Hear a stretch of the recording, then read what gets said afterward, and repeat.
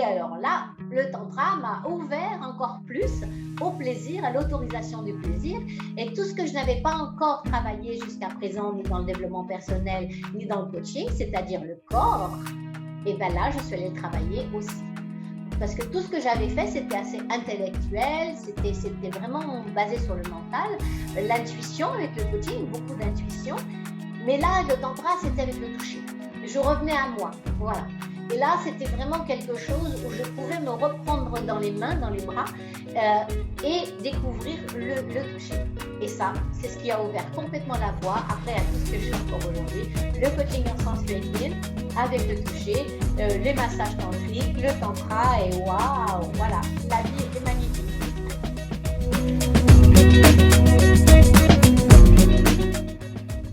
Ma vision du tantra, pour moi, elle est assez simple. Bien sûr, c'est une philosophie de vie. Et pour moi, c'est vraiment quelque chose qui va aller m'unir à moi-même, aller me rencontrer moi-même. C'est quelque chose qui va être dans l'alignement donc de la connexion à la terre, la connexion au ciel. Voilà, où je me situe là. Est-ce que tous mes chakras sont ouverts? Est-ce que mon premier chakra est là? Est-ce que mon deuxième chakra est là? Est-ce que mon cœur est ouvert? Est-ce que ma gorge est ouverte? Parce que ça aussi, pour les femmes, c'est difficile. Donc, comment je peux ouvrir tous mes chakras pour être dans cet alignement, bien positionné, les pieds sur terre et la tête dans le ciel? Et c'est une ligne horizontale qui est plus dans la non-dualité. Le bien, le mal. Aujourd'hui, ça c'est mal pour moi, ça c'est bien. OK. Et comment je peux naviguer sur cette ligne-là, en fait? Est-ce que ce que je crois être vraiment très, très mal, c'est vraiment très, très mal, ou c'est simplement des croyances qui viennent de mon enfance, des choses qu'on m'a pu me dire, m'inculquer, et qu'en fait, aujourd'hui, je me rends compte que c'est pas si mal que ça.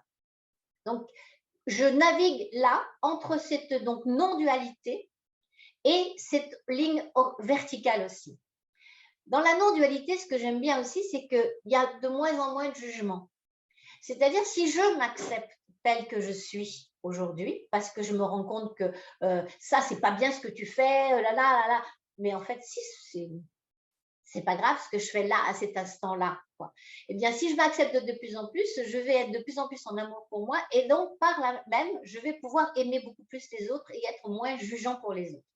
Chaque fois qu'on juge les autres, c'est qu'on se juge soi-même par rapport à des critères assez particuliers de notre éducation.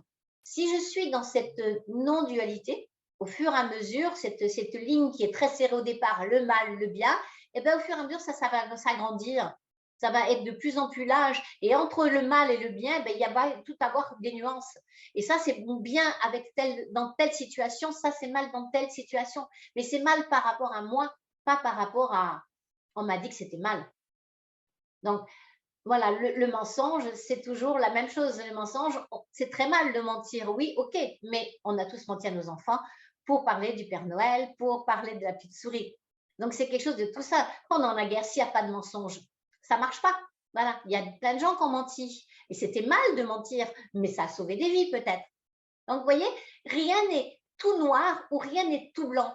Mais dans notre éducation, on s'est formaté à ça. Donc, le tantra va me permettre vraiment d'être dans la non-dualité et d'être vraiment connecté là. Et quand j'arrive dans ce milieu, les pieds sur terre, la tête dans le ciel et dans la non-dualité, eh ben, je suis beaucoup plus équilibrée, je vis plus sainement, je suis plus heureuse et je peux atteindre tous les plaisirs de la vie avec un grand P et plein de S à la fin.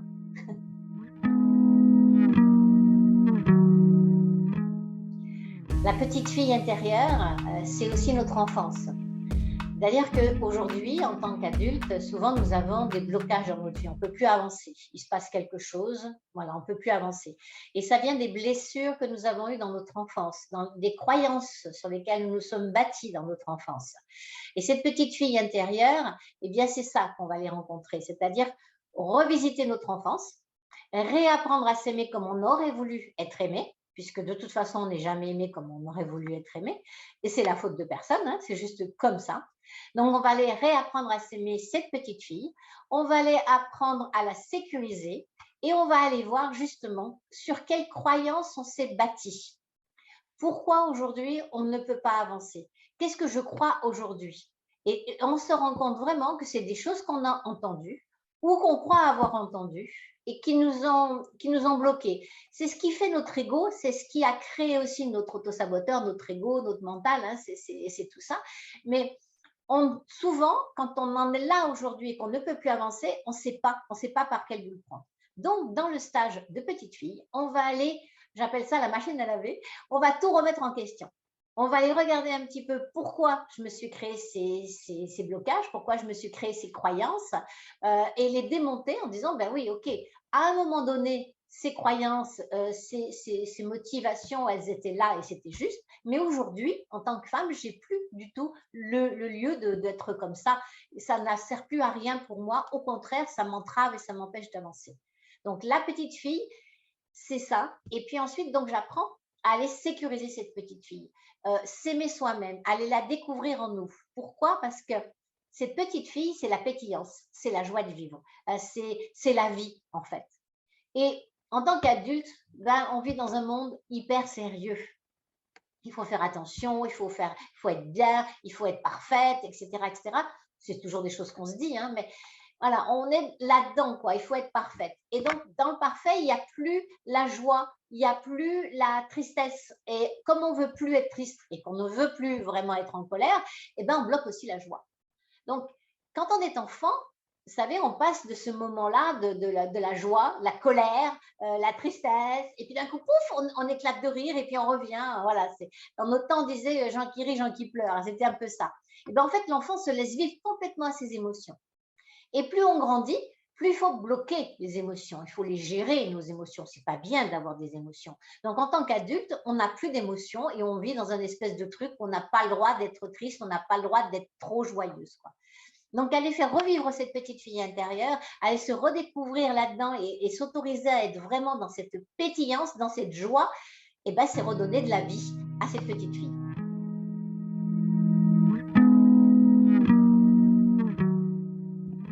La sensualité, c'est l'étude des sens, si on prend la définition des dictionnaires. C'est-à-dire aller voir nos sens, donc on en connaît 5 au moins, et aller les développer encore plus. Et en fait, c'est ça. On va aller développer tous nos sens et toutes nos sensations. Il y a un sens principal qui est le sens du toucher, qui n'est très peu développé dans notre monde actuel. C'est-à-dire qu'on va attendre que l'autre nous touche, on va toucher l'autre, on va toucher le bébé, on va toucher notre amant, on va toucher nos amis, mais avec une certaine façon de se toucher. Se toucher à soi, c'est même pas la peine, c'est très rare, ou de temps en temps on va se laver, on va se frictionner, on va mettre un peu de crème, mais prendre du temps pour soi, aller voir qu'est-ce que c'est que ce toucher, qu'est-ce que c'est que ce sens du toucher, eh bien on l'a pas.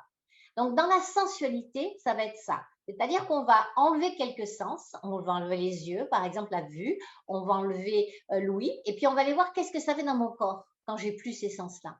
Eh bien, et on le sait tous, hein, moins j'ai de sens, plus les autres se développent.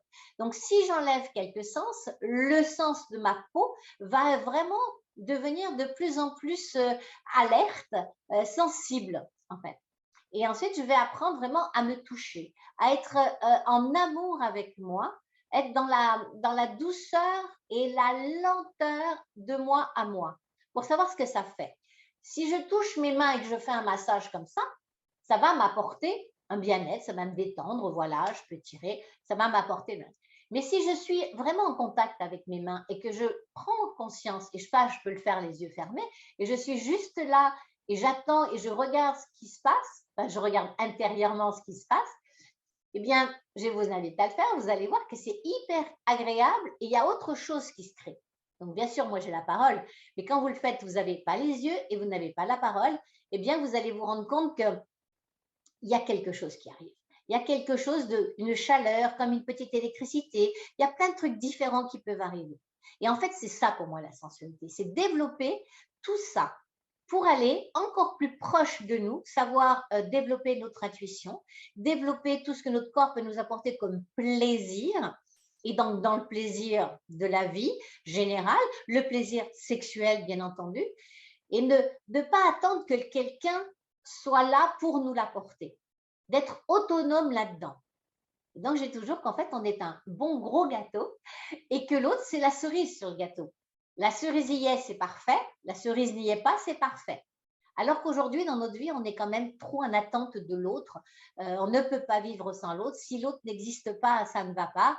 Donc, voilà pourquoi la sensualité, pour moi, on part de l'étude des sens, on développe tous nos sens et on va se connecter à soi, à notre intérieur, à notre intuition et à tout notre corps, à toutes les cellules de notre corps.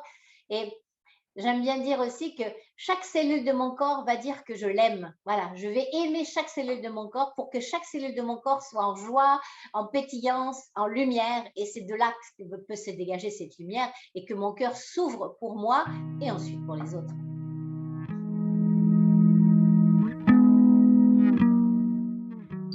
La Kundalini, c'est pour beaucoup de choses. C'est de l'énergie sexuelle. Pour les taoïstes, par exemple, c'est visualisé comme un serpent qui est levé en bas de la colonne vertébrale au niveau du sacrum. Et quand tous nos chakras sont ouverts et qu'on est dans l'énergie et qu'on va aller respirer, ce serpent va aller monter le long de la colonne vertébrale, tout le long des chakras pour aller à un éveil, on va dire, pour aller à une extase, en fait. Voilà. Et la Kundalini, c'est cette énergie qui part de notre base, qui part vraiment de notre premier chakra et qui va monter pour nous nourrir complètement, pour nous amener plus à une extase plutôt qu'à un orgasme. Les mots ne sont pas très justes parce que je n'ai pas encore trouvé des vrais mots en français, quoi. Mais c'est vraiment quelque chose qui remplit, qui nourrit. Voilà. Et aujourd'hui, effectivement, ce sont des mots qu'on entend beaucoup. Il y a du yoga, de Kundalini, par exemple. On parle de Kundalini qui s'est éveillé d'un coup comme ça. Et en fait, dans mes stages, ce que je propose, c'est vraiment d'aller découvrir cette Kundalini doucement. C'est pas non plus un mot très juste, mais pour qu'on puisse l'apprivoiser, aller la découvrir et que ce ne soit pas quelque chose de négatif. C'est vraiment quelque chose de hyper positif. Hyper positif. Et ce qui se passe, c'est que souvent, quand on y va comme ça dans la douceur, dans le contact, souvent les femmes me disent « Ah, mais je la sens cette puissance depuis longtemps, mais j'en ai peur. » Elle me fait peur. Et oui, elle fait peur parce que comme on n'a pas d'éducation là-dessus, on peut mélanger cette puissance énergétique, cette puissance du féminin, cet équilibre entre le féminin et le masculin, parce que ce n'est pas que féminin, mais cette puissance, on peut la mélanger avec de la force et de la destruction. Et la force, la méchanceté, etc. Donc, on a peur de ça. Alors qu'en fait, non, pas du tout. C'est hyper puissant, ça peut se représenter, comme je disais, un serpent, un dragon aussi. Il y a des femmes qui voient ça comme un dragon qui arrive là et waouh, on peut voilà, se transformer. Prenez pas tout au pied de la lettre, hein, ce que je vous dis, mais c'est vraiment cette sensation d'un voilà, je m'ouvre, il se passe quelque chose, je deviens quelque chose d'autre et je laisse vivre cette Kundalini, ce dragon en moi pour aller voir ce qui se passe. Et qu'est-ce qui se passe? Du plaisir. C'est tout, du plaisir, de l'amour, de la connexion à l'univers, de la connexion au tout, voilà, tout ça. Donc la Kundalini, c'est un très joli mot. Moi, j'adore le faire découvrir, mais on commence à le faire dans la douceur et dans l'autorisation. Et plus je m'autorise, et plus on s'autorise, et plus on peut la découvrir dans cette tranquillité, en fait. Voilà, j'espère que ça vous parle mieux.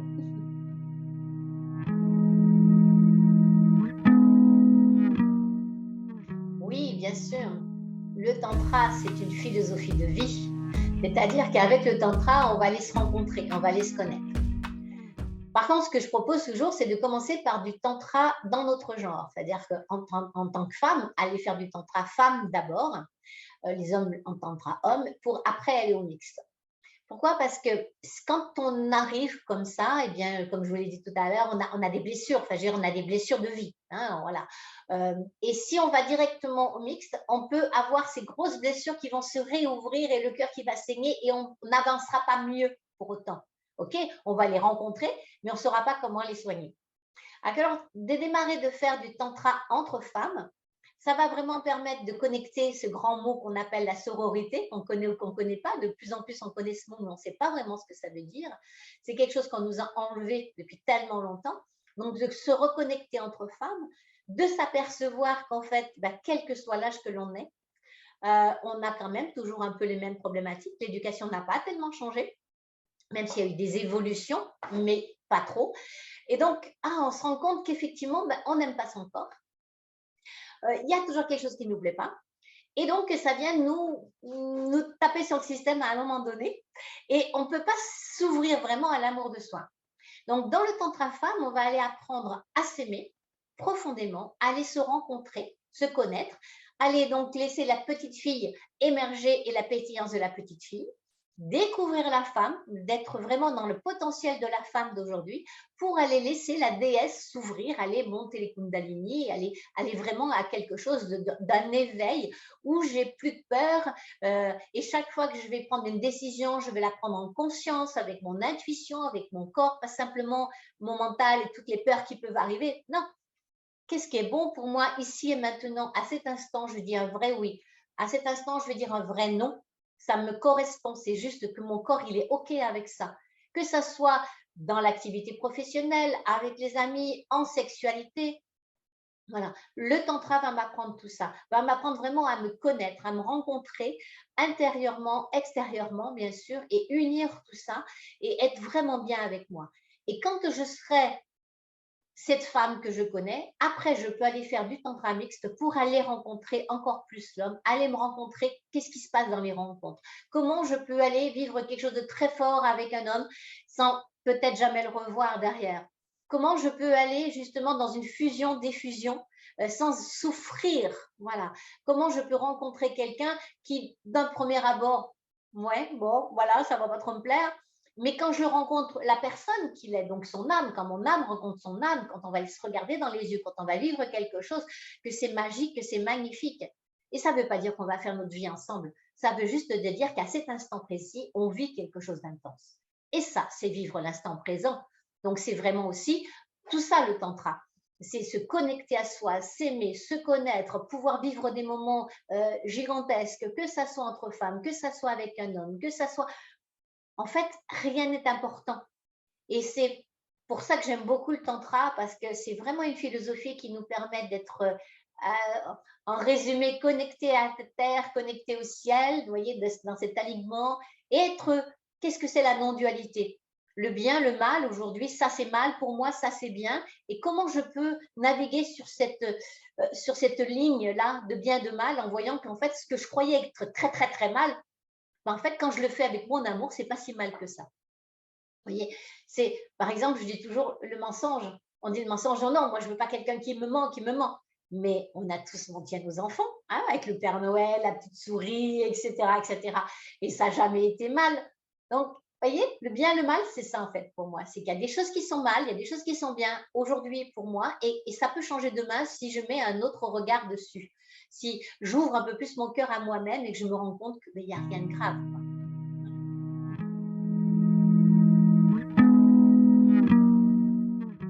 Alors, je suis une femme. Ce que je fais aujourd'hui, je le fais parce que à 19 ans, j'ai rencontré un homme qui avait 2 enfants.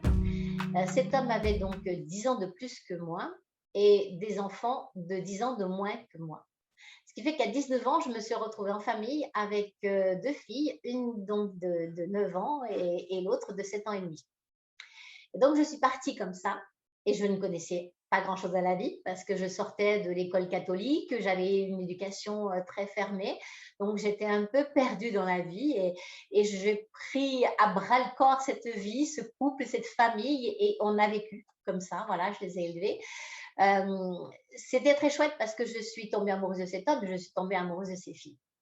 Mais comme je ne connaissais rien à la vie, j'avais eu 2 petits chéris avant, mais j'avais jamais eu de relation sexuelle. C'était mon mari, enfin le père de mes enfants, qui était vraiment le premier homme de ma vie.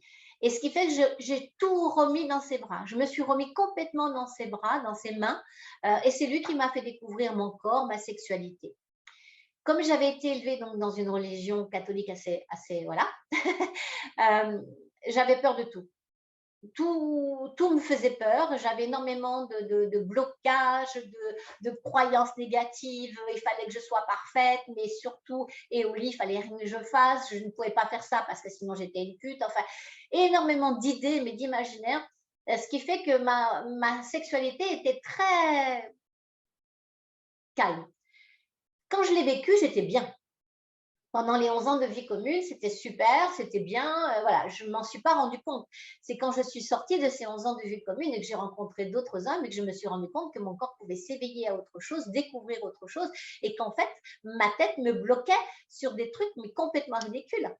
Et ça, je me suis dit, mais c'est pas possible. Pourquoi je suis bloquée là?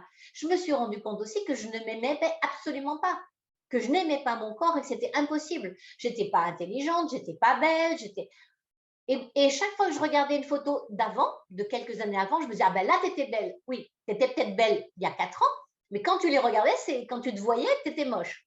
Donc, je me suis fait tout un travail en me disant, mais pourquoi je considère toujours qu'avant, j'étais belle, alors que finalement, quand je me regardais, je n'étais pas belle. Donc, j'ai fait tout un chemin en me disant, OK, maintenant, il faut peut-être que je commence à m'aimer et à me rendre compte que mon corps est vivant et que je peux en faire moi ce que je veux. Qu'est-ce que j'ai envie? Au niveau de mes besoins aussi, je ne savais pas ce que j'avais besoin. Je ne savais pas de quoi j'avais envie. Donc, j'étais toujours par rapport aux gens avec qui j'étais.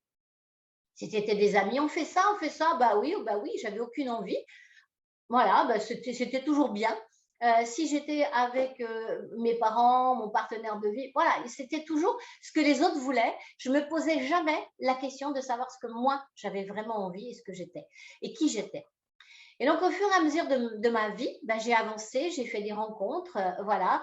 Et puis, je me suis vraiment positionnée en disant qui je suis, comment je peux m'aimer, comment moi, si on me dit que je suis belle, je ne l'entends pas, et c'est pas vrai, mais ça me fait mal de dire ça, que moi, je ne suis pas belle alors qu'on me dit que je suis belle. Ok, donc j'ai appris à m'aimer, j'ai appris à m'habiller, j'ai appris à être bien avec moi-même, voilà, j'ai tout développé et ça m'a pris beaucoup de temps, bien sûr.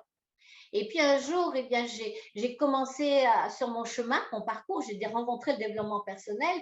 Et là, j'ai fait, ah ouais, des choses que j'avais la sensation à l'intérieur d'avoir envie de vivre grand, de voir grand, de rêver. J'étais toujours dans les rêves. Donc, j'avais le droit de rêver. C'était pas n'importe quoi. C'était, oui, j'ai le droit, même en tant qu'adulte, de rêver et que si je rêve vraiment, je peux même atteindre mes buts. Ah ouais, mais pour atteindre mes buts, il faut avoir des envies. Il faut avoir des rêves. Alors, qu'est-ce que c'est ces rêves? C'est pas simplement des rêves comme ça, c'est OK, construis tes rêves. Donc, j'ai commencé à me construire mes envies, mes rêves, pour savoir où je voulais aller et construire de plus en plus, trouver les personnes qui pouvaient m'aider à les concrétiser, à les réaliser. Et j'ai avancé comme ça pendant quelques années. Et puis, j'ai découvert après le coaching. Alors là, le coaching, ça a assemblé aussi toutes mes connaissances. J'avais fait un peu de sophro, un peu de PNL, j'avais plein de choses. Et là, le coaching, ça a tout rassemblé. Et là, c'était vraiment un métier qui me faisait vibrer. C'était quelque chose qui pour moi était simple, puisque je n'ai pas fait des grandes études, mais c'était simple, c'était logique, c'était quelque chose que je comprenais et je pouvais aider les gens. Donc, je m'aidais à moi d'abord à chaque fois. Et en plus, je pouvais aider les gens derrière, c'est-à-dire toutes les personnes qui avaient pu vivre un peu mes difficultés, j'aurais pu les aider. Donc, je suis rentrée dans le coaching et j'ai fait donc cette formation de coaching et ça m'a éclatée. Et quand je suis sortie de là, de cette formation de coaching, m'a dit, ça serait bien que pour ton marketing, tu sois un peu plus précise sur tes clients, clientes.